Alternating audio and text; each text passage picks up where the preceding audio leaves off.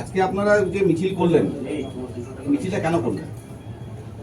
দেখুন, আপনারা সকলেই জানেন যে এসআইআর নিয়ে মানুষের যেভাবে মৃত্যুর দিকে ছেড়ে দেওয়া হচ্ছে এবং বিজেপি প্রধান আমাকে যেভাবে ইলেকশন কমিশনার গণেশ কুমার যেভাবে মানুষের ভোটাধিকারটাকে কেড়ে নেওয়ার যে চক্রান্ত যে ষড়যন্ত্র করেছে, আজকে তার প্রতিবাদে ভাঙড় এবং ক্যানিং পূর্ব বিধানসভা দুই বিধানসভা তৃণমূল কংগ্রেসের উদ্যোগে আজকে এই প্রতিবাদ মিছিল করেছি। আমাদের একটাই দাবি, বৈধ ভোটারের বৈধতা দিতে হবে এবং তাদের নিঃশর্তে তাদের ভোটার লিস্টের নাম ফেলতে হবে। এটাই হচ্ছে আমাদের মূলত বিজেপির দাবিদারি করে বাংলার মানুষের ভোটাধিকার কেড়ে নেওয়া যাবে না, এটাই হচ্ছে আমাদের মূল স্লোগান। আজকে মিছিল থেকে আপনি একটা কথা বললেন, আগের দিনও আপনি বলেছিলেন যে আমরা 3টা অঞ্চলে ঘরের টাকা বন্ধ, এবং আজকেও আপনি বললেন আমাদের জেতাও টাকা ছেড়ে দেবো। জেতাও টাকা ছেড়ে না, আপনারা তৃণমূল কংগ্রেসের পাশে থাকেন। আমাদের প্রত্যেকটা মানুষের ঘরে 3টে কেন, যে 13টি অঞ্চল আছে প্রত্যেকটা মানুষের মাথার উপর ছাদ করে দেওয়ার দায়িত্ব আমাদের। যে কথা মমতা বন্দ্যোপাধ্যায় বলেছেন যে বাংলার মানুষের প্রত্যেকটা মানুষের মাথার উপর ছাদ করে দেওয়ার দায়িত্ব হচ্ছে আমাদের। আজকে আমরা তাই গোটা ভাঙড়বাসী আপনাদের মাধ্যমে তাদের কাছে একটাই অনুরোধ করব, আগামী দিনে ভাঙড়ের যুবসাথীর স্বার্থে, কন্যাশ্রীর স্বার্থে, উপশ্রীর স্বার্থে, লক্ষ্মীর ভাণ্ডারের স্বার্থে, কৃষক বন্ধুর স্বার্থে এবং সর্বশেষ ভাঙড়ের উন্নয়নের স্বার্থে, ভাঙড়ের শান্তির স্বার্থে আপনার তৃণমূল কংগ্রেসের পাশে থাকুন। আগামী দিনে ভাঙড়ের উন্নয়নের সমস্ত দায়িত্ব আমরা কাঁধে তুলে নিচ্ছি। আপনারা 5 বছর আইএসএফকে ভোট দিয়ে দেখেছেন আর কি উন্নয়ন। আর আগামী দিনে এই 2026-এর নির্বাচনে আপনারা তৃণমূল কংগ্রেসকে ভোট দিন, মমতা বন্দ্যোপাধ্যায়, অভিষেক বন্দ্যোপাধ্যায়কে জেতান, তৃণমূল কংগ্রেসকে জেতান। আমরা আগামী দিনে গোটা ভাঙড়ের উন্নয়ন যদি আমরা না করতে পারি, আগামী দিনে আর মানুষের কাছে ভোট চাইতে যাব না। এটা আমি আজকের অন ক্যামেরা এত মিডিয়ার সামনে আজকে চ্যালেঞ্জ করে বলে যাব। সগতদা, নওশাদ সিদ্দিকী বলছেন যে তৃণমূলের সঙ্গে এত লোক থাকলেও ভোটের বাক্সে আদেও তৃণমূল ফাঁকা, কি বলবেন? এখন আঙুন না পারতে পারলে টক, ওই শব্দটা আমি উচ্চারণ করছি না। এর হচ্ছে অবস্থাটা হচ্ছে তাই, যেভাবে ভাঙড়ের মানুষকে বিপদের মধ্যে ঠেলে দিয়েছে গত 5 বছর, যেভাবে ভাঙড়ের 7টা খুন, তার খুনের নায়ক হচ্ছে নওশাদ। 3টে খুন হয়েছে পুলিশের সঙ্গে এনকাউন্টারে, আর 4টে তৃণমূল কংগ্রেসের কর্মীকে ওরা দিনের উপরে গুলি করে আমাদের খুন করেছে। এই সমস্ত কিছু নায়ক হচ্ছে নওশাদ। ফলে আগামী দিনে ভাঙড়ের মানুষের জবাব চাইবে এবং ভাঙড়ের যুব সমাজকে যেভাবে তাদের সমাজ বিরোধী বানিয়ে তাদের হাতে বোম, তাদের হাতে গুলি, তাদের হাতে বন্দুক তুলে দিয়ে কখনো পুলিশের গাড়ি ভেঙেছে, কখনো পুলিশের মাথায় লাঠি মেরেছে, কখনো পুলিশের গাড়িতে আগুন জ্বালিয়েছে, কখন তৃণমূল কংগ্রেসের কর্মীদের ঘরবাড়ি লুটপাট করেছে, কখন তৃণমূল কংগ্রেসের কর্মীদের হাত পা ভেঙে দিয়েছে, কখনো 21 থেকে 23 এই 2 বছরে কয়েক কোটি টাকা তৃণমূল কংগ্রেসের কর্মীদের কাছে তোলা তুলেছে। এর জবাব একদিন কিন্তু ভাঙড়ের মানুষকে দিতে হবে। আর যে কজন সমাজ বিরোধী যারা নাচানাচি করছে তাদের বলবো, সময় খুব বেশি বাকি নেই, একটু নাচানাচিটা কম করুন। বেশি নাচানাচি করলে এমনি স্বাভাবিক কারণে হাতে পায়ে চোট হয়, হাত পা নিয়ে যায়, এটা অন্তত একটু নাচানাচি কম করা ভালো বলে আমি অন্তত মনে করি। নির্বাচন ঘোষণার প্রাককালে এই বড় রাজনৈতিক যে মহামিছিল, এটা কি এবারে বিধানসভা ভোটের ওয়ার্ম আপ হয়ে গেল, কি ভাবছেন? দেখুন, ये तो आप लोग ट्रेलर देख रहा है, पिक्चर तो अभी बाकी है। निर्वाचन इलेक्शन नजदीक में जब भी आएगा, इससे बढ़िया बढ़िया रैली, बढ़िया बढ़िया मीटिंग देखेगा। भावड़ सब लोग तृणमूल कांग्रेस के पास रहेगा और नौशाद सिद्दीकी को आईएसएफ को यहाँ से हटा देगा। দাদা, মঞ্চের বললেন যে রমজান মাসে দোয়া প্রার্থনা করতে বললেন, আশীর্বাদ করতে বললেন। রমজান মাসে কি তাহলে মিটিং বন্ধ থাকবে নাকি রমজান মাসের মধ্যেও আবার? দেখুন, আমাদের রমজান মাসে আমরা স্বাভাবিক কারণে পবিত্র মাস, মুসলমান মানুষের কাছে অত্যন্ত পবিত্র। আমাদের ছোট ছোট ইনডোর মিটিং হবে, নট আউটডোর মিটিং। কারণ মানুষের কোনো অসুবিধা হবে, সে হিন্দু মানুষ হোক, মুসলিম মানুষ হোক, খ্রিস্টান মানুষ হোক, আদিবাসী মানুষ হোক, এটা আমরা কখনো চাই না। আমরা সেই মানসিকতা নিয়ে পুরো রমজান মাসটা কোনো বড় মিটিং, একমাত্র ইফতার মজলিস ছাড়া, দাওয়াতি ইফতার ছাড়া অন্য কোনো সেই ধরনের ওপেন প্রোগ্রাম আমাদের হবে না। আপনারা বলছেন প্রচুর মানুষের সমাগম, ওগুলো থেকে নওশাদ সিদ্দিকী দাবি করছে অন্য বিধানসভাতে লোক আনা আছে, আধার কার্ড দেখলে পাওয়া যায়। সেটা তো ও তো আধার কার্ড দেখানো হবে, ও তো ইলেকশন কমিশনের দালাল। ইলেকশন কমিশন আধার কার্ড থেকেও বিশ্বাস করে না। তা ও আধার কার্ডের কথা কিভাবে বলে? তো ইলেকশন কমিশনের চাইতে আরো একটা বড় দালাল বিজেপি। স্বাভাবিক কারণে এর কাছে আধার কার্ডেরও প্রমাণ নেই, এর জন্য এর কাছে আমি এটা আর বলবো না, বললে আবার এক্ষুনি আবার অন্যরকম হবে। এর কার্ড ঠিক দেখিয়ে দেবে, কি কার্ড দেখাবে? ভাঙড়ের মানুষ লাল কার্ড দেখাবে আগামী দিনে, 26-এ লাল কার্ড দেখিয়ে এখান থেকে ফুটপুরে পাঠাবে। উনি তো এটা আপনি মনে রাখবেন। উনি তো বলছেন উন্নয়নের যে কার্ড উনি মানুষের খামে খামে বাড়ি পৌঁছে দেবেন। যেভাবে উন্নয়নের কার্ড উনি তৈরি করেছেন, ভাঙড়ের মানুষ লাল কার্ডটা কেমন তৈরি আছে, শুধু সময়ের অপেক্ষা, একটু সময় করতে দিন। আমি প্রশ্ন করতে চাই, কি উন্নয়ন করেছেন উনি? 1 ফুট রাস্তা করতে পেরেছেন ভাঙড়ে? একটা ব্রিজ, একটা কালভার্ট করতে পেরেছেন? একটা লাইট লাগাতে পেরেছেন? গোটা ভাঙড়ের প্রত্যেকটা বাজারে যদি আলোকের স্তম্ভ লাগাতে হয়, তৃণমূল কংগ্রেস লাগিয়েছে। আমরা কালই ফের 35 লক্ষ টাকার এমপি কোটার টাকা কালকে আমরা হাটগাছা, আমাদের ওই পাইকান, আমাদের হাতিশালা, এই এলাকায় আমরা কালও 35 লক্ষ টাকা লাইট দিচ্ছি। আগামী দিনে ভাঙড়ের মানুষকে শুধু এইটুকু বলবো, আপনারা মমতাদির পাশে থাকেন, অভিষেক দার পাশে থাকেন, তৃণমূল কংগ্রেসের পাশে থাকেন। ভাঙড়ের উন্নয়নের দায়িত্ব হচ্ছে আমাদের। ভাঙড়ের প্রত্যেকটা মানুষের ঘর, মাথার উপর ছাদ করে দেওয়ার দায়িত্ব আমাদের। কারণ এক ফোনে একটা ঘর হয়, স্বাধীনতার পরে মমতা বন্দ্যোপাধ্যায় দেখিয়েছে। এক ফোনে একটা রাস্তা হয় না, এটা মমতা বন্দ্যোপাধ্যায় দেখিয়েছে। সরাসরি মুখ্যমন্ত্রীর কাছে আবেদন করা যায়, এটা একটা মমতা বন্দ্যোপাধ্যায় শিখিয়েছে। ফলে 4 পয়সার নওশাদ যে নিজের বুথে জিততে পারে না, যার জন্মস্থানে 137 ভোটে হেরেছে, নিজের অঞ্চলে হেরেছে, ব্লকে হেরেছে, বিধানসভায় হেরেছে, এবং সবচেয়ে লজ্জার বিষয়, একটা বিধানসভায় ও নিজের জন্মস্থানে যে বিধানসভা জাঙ্গিপাড়া, নোটা যে ভোট পেয়েছে, নোটা, আর ওখানকার নির্দল যে ভোট পেয়েছে, সেই ভোটটাও পায়নি। একটা বিধানসভা আইএসএ মাত্র 4000 ভোট পেয়েছে ফুরপুরায়। আর তার মতো দালাল জ্ঞান দেবে, আর ভাঙড়ের মানুষকে শিখতে হবে, আর আমাদের শিখতে হবে ওর কাছ থেকে। ফলে হতাশাগ্রস্ত হয়ে এখন পাগলের প্রলাপ বকছে। সময় যত যাবে নিজেই বুঝতে হবে। আর দাদা আপনাদের সরকার লক্ষ্মীর ভান্ডার দিচ্ছে 1500 টাকা করে, বিজেপি ক্ষমতায় আসলে সেটা 3000 টাকা করে হবে, শুভেন্দু অধিকারী বলছেন বিধানসভার সামনে থেকে। বাংলার সবচেয়ে বড় গাদ্দার, সবচেয়ে বড় মির্জাপুর, সবচেয়ে বড় দালাল এই শুভেন্দু অধিকারী। বাংলার মানুষের প্রতারক, ওকে যাকে প্রতারক বলে মনে করে, যে দিল্লির পায়ে পড়ে বাংলার গরিব মানুষের পেটে লাথি মারে, যে দিল্লির পায়ে পড়ে বাংলার গরিব মানুষের রাস্তাঘাট, গরিব মানুষের ঘর, গরিব মানুষের বিদ্যুৎ, গরিব মানুষের পানীয় জল, গরিব মানুষের 100 দিনের টাকা বন্ধ করে দেয়, তার মতো নিকৃষ্ট মনের মানুষ আর কিছু হতে পারে না। যে রাজনীতির স্বার্থে মুসলমানদের জেহাদি বলে, খুনি বলে, সমাজ বিরোধী বলে, হিন্দু মুসলমানকে ভাগ করার কথা বলে, জঙ্গি বলে মুসলমানদের, তার মতো অপদার্থের কথা বাংলার মানুষ শোনে না।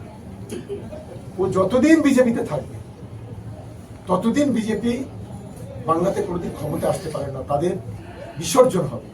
আর মমতা বন্দ্যোপাধ্যায়, অভিষেক বন্দ্যোপাধ্যায়ের নেতৃত্বে যে লড়াই, সেই লড়াই ততদিন বাংলায় কিন্তু তৃণমূল কংগ্রেস ড্যাংডাং করে দিয়ে দেবে, কেউ আটকাতে পারবে না।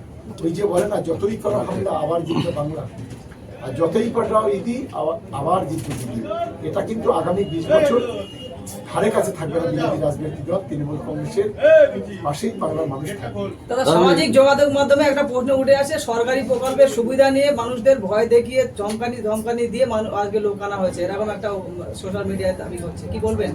ওই তো একটা বাঁধনের গল্প শুনেছিলেন, বাঁধনে একটা আঙুর খেতে যাচ্ছিল, আর পেটে একটু খিদে লেগেছে, আঙুর বারে বারে লাফাচ্ছিল আঙুর খেতে, আঙুরটা যখন পারতে পারেনি তখন যেতে বলেছে টপ, ওই জন্য আমি ইয়ে করিনি আর কি। এর অবস্থা ঠিক নাই, ওর বুকের পাটাটাকে তো আমি তো চ্যালেঞ্জ করেছিলাম যে ও সারা বাংলা থেকে শহীদ মিনারে যে লোক এসে তার 10 গুণ করবো, 1 গুণ ডবল করবো, 5 গুণ করেছি, 7 গুণ করেছি। আমি আজকে যে মিটিং করলাম ওকে চ্যালেঞ্জ করছি, ওর হিম্মত থাকে বুকের ফাটা থাকে, আগামী দিনের মাঠে মিটিং করে দেখা। আমি এটা আজকে চ্যালেঞ্জ করলাম, এবং আগামী 29শে মার্চ আমাদের দ্বিতীয় র্যালি হবে। সেই র্যালি আমাদের কলেজ থেকে কাশীপুর পর্যন্ত 7 কিলোমিটার রাস্তা হাঁটবে তৃণমূল কংগ্রেসের যুবরা এবং তৃণমূল কংগ্রেসের মহিলারা। আমি প্রথম বললাম না যে এ তো জেলা দেখা হয়, পিকচার আমি রাখি হয়, যত দিন যাবে নশাক্ত দেখবে। 21 সালে যেভাবে ধর্মীয় ভাবে তৈরি করে মানুষকে বোকা বানিয়ে ভাঙড়ের মানুষের মিথ্যা প্রতিশ্রুতি দিয়ে যেভাবে ভোট নিয়েছিল, 26 এটা হবে না, কবে মাছ ভাত খেয়েছে ভুলে যাও। এটা আমি আজকের আপনাদের মাধ্যমে ওকে জানিয়ে দিচ্ছি। সৌগত মোল্লা এত খাটছেন ভাঙড়ের জন্য, দায়িত্ব দিয়েছে নেত্রী এবং নেতা অভিষেক বন্দ্যোপাধ্যায়। আপনাকে 26-এ যদি ভাঙড় থেকে প্রার্থী করা হয়, কিভাবে লড়াই করবেন ভাঙড়ের মাটিতে? আমাদের কে কোথায় প্রার্থী করলো না করলো, প্রার্থী না করলেও আছে আর করলেও আছে। ভাঙড়ের মাটি থেকে একজন তৃণমূল কংগ্রেসের কর্মী হিসেবে এই দক্ষিণ 24 পরগনা মাটি থেকে এই দুর্গন্ধ করা জলগুলোকে আমরা তুলে ফেলতে চাই। 31টার মধ্যে 30টা বিধানসভায় আমাদের তৃণমূল কংগ্রেস একটা দুর্গন্ধযুক্ত যন্ত্র এসে ফুরপুরা শরীর থেকে এখানে এসে ভাঙড়ের সংখ্যালঘু মানুষকে বোকা বানাচ্ছে, আর সংখ্যাগুরুদের মধ্যে দাঙ্গা বাঁধানোর চেষ্টা করছে। এই দুর্গন্ধ জলটাকে এখান থেকে তুলে ফেলার দায়িত্ব দিদি অভিষেক বন্দ্যোপাধ্যায় দিয়েছেন। ভাঙড় তৃণমূল কংগ্রেসের পাশে দাঁড়িয়ে এটাই আমার প্রত্যাশা। রাস্তা অবরোধ আজকে করে আপনি বাসন্তী হাইওয়ে যা এতক্ষণ ধরে 4-5 ঘন্টা অবরোধ বন্ধ করে দিয়ে যে মিছিল এবং মিটিং হলো, সাধারণ মানুষের প্রচুর ভোগান্তি হলো, এই প্রসঙ্গে কি বলবেন? দেখুন, প্রথম বলি যে আমাদের প্রত্যাশার বাইরে জমায়েত হয়েছে, এটা আমরা ক্ষমা খাচ্ছি সাধারণ মানুষের কাছে। হয়তো তাদের একটু অসুবিধা আছে, কিন্তু তার মাঝখান থেকে আমাদের অ্যাম্বুলেন্স থেকে শুরু করে যা যা পরিষেবা দেওয়া দরকার আমাদের কর্মীরা সব ধরনের সহযোগিতা করেছে। আমরা সাধারণ মানুষের একটা দিনের জন্য 2-3 ঘন্টা যেটা হয়েছে, আমি তার জন্য সত্যিকারে ক্ষমা প্রার্থী। কারণ মানুষ যে এভাবে বেরিয়ে আসবে, মানুষের যে যন্ত্রণা আজকের আমরা ভাঙড়ে আমরা উপলব্ধি করলাম। কত জমায়েত হয়েছে? লক্ষাধিক মানুষের মিছিল হয়েছে, যেটা স্বাধীন ভারতে এই ভাঙড়ের মাটিতে এত বড় র্যালি এর আগে কখনোই বাসন্তী হাইওয়ে হয়নি, যেটা আজকের আমরা করতে পেরেছি। সমস্ত দিদির আশীর্বাদ এবং আমার নেতা অভিষেক বন্দ্যোপাধ্যায় অনুপ্রেরণায় আজকের এই এত বড় জমায়েত আমরা করতে পেরেছি। ভিতরে বলছে যে অন্য একটা ফাঁকা ময়দানে করতে পারতেন, রাস্তা এইভাবে। আমরা কোথায় মিছিল করব, আমরা কোথায় মিটিং করব, আমরা কি দিয়ে ভাত খাবো, আমরা কোন দিকে যাব, আমরা কোথায় থাকবো, কোথায় শুবো, সেটা ওরা ঠিক করে দেবে। এটা আশ্চর্যের বিষয়। আমি আমাদের চিন্তা না করে যারা বিরোধীরা আছে নিজের দিকে একটু খেয়াল দিতে বলবো। আমি 4-3টে পার্টির নাম করব। একটা হচ্ছে সিপিএম, যাদের এই মুহূর্তে বাংলায় কোনো অস্তিত্ব নেই। 2 হলো কংগ্রেস, যারা সারা দেশের তাদেরকে দুদিন দিয়ে দেখতে হচ্ছে। 3 হচ্ছে আইএসএফ, সারা বাংলায় 2021-এর পর মানুষ ওদেরকে দুর্দিন দিয়ে দেখে, কোথাও কোনো অস্তিত্ব নেই, একটা বাদী টিপটিপ করে জ্বলছে, এবারে সেটা নিভে যাবে। 4 হচ্ছে একটা হুমায়ুনের দল, যেটা কি জনতা উন্নয়ন পার্টি। বাবরি মসজিদ করছে কে? বাবরি মসজিদ করছে হুমায়ুন, যে 2019 সালে বিজেপির সবচেয়ে বড় দাগি সমাজ বিরোধী মুখ্যমন্ত্রী, যার হাতে গুজরাটের এখনো দাগ লেগে আছে রক্তের। 1992 সালে বাবরি মসজিদ ভাঙা, 2002 সালে গুজরাটের দাঙ্গা, ওটা উত্তরপ্রদেশ জুড়ে নারকেল তাণ্ডব চালানো। এই আরএসএস এর পান্ডার হাত থেকে যে বিজেপি ঝান্ডা তুলে নেয়, তাকে মিটিং এনে বক্তব্য রাখায়, তার সেই বিজেপি ভোটে দাঁড়ায়, তার মতো লোক বাবরি মসজিদ তৈরি করবে। ধর্মীয় ভাওতাবাজি আর কতদিন চলবে? আমরা মসজিদকে ভালোবাসি। মসজিদটা নবীজির নামে করা হলো না কেন? খুশি হতাম। মসজিদটা নবীজির সাহাবীর নামে করতে পারলেন না কেন? আমরা খুশি হতাম। একটা বিতর্কিত না বাবরি মসজিদ। এই বাবরি মসজিদের প্রতি আমাদের আবেগ আছে, ভালোবাসার শ্রদ্ধা আছে, কিন্তু আজকের এই বাবরি মসজিদকে কেন্দ্র করে বাংলাতে যদি কোনো সাম্প্রদায়িক দাঙ্গা হয়, তার জন্য দায়ী থাকবে এই হুমায়ুন। আমি নিশ্চিতভাবে মনে করি যেটা নিয়ে সারা দেশ জুড়ে একটা উত্তেজনা তৈরি হয়েছে। আমরা মসজিদকে ভালোবাসি, একটা যেন 1000 মসজিদ হোক, আমরা সেই মসজিদের পাশে নিশ্চিতভাবে দাঁড়াবো।